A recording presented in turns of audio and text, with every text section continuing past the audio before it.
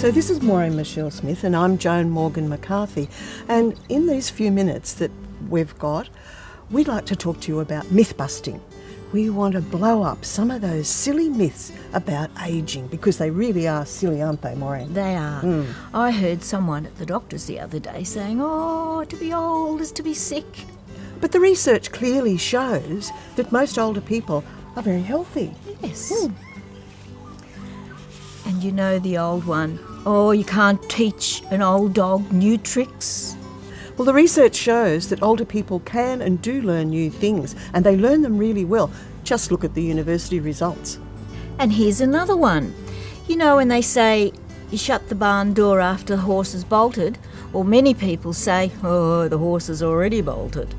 But you know, it's never too late to learn to respond from healthy living. The body is just so forgiving. And I've heard people say that the secret to successful ageing is to choose your parents well, as if you can. Oh, the old inherited gene thing, eh? But you know, the fact is, the research clearly shows that it's our lifestyle that makes the difference. That's what gives us the edge. Well, here's another one. The lights are on, but the voltage is low. Ha! You're talking about sex, aren't you? Yeah. Well, chronological age itself is not a critical factor because, well, sexual activity or physical intimacy is not limited to young people. We all need some kind of intimacy. And what is important really is energy. Well, I've heard this one on TV recently.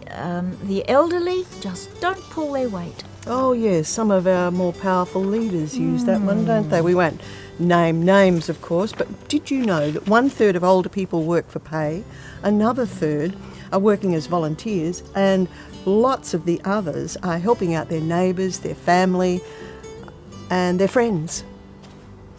Well, I'm convinced, but to some they might seem like impossible ideas. Well, let me tell you a story about impossible ideas, and it comes from Lewis Carroll in his book, Through the Looking Glass. Well, you might know it as Alice in Wonderland. And Alice says to the Queen, "But that's impossible." And the Queen says, "My dear, you haven't been practicing. Why, when I was your age, I would practice for half an hour a day. And some mornings I could think of as many as 6 impossible things before breakfast. So have you got some impossible ideas? We'd love to hear them. Send them to us now. Contact us now." If you'd like to find out more, visit marjobooks.com.au or contact Joan Morgan McCarthy or Maureen Michelle Smith at marjobooks@yahoo.com. Our latest book, Glimpses, is out now. To order, visit marjobooks.com.au. Marjo Books, for a better life.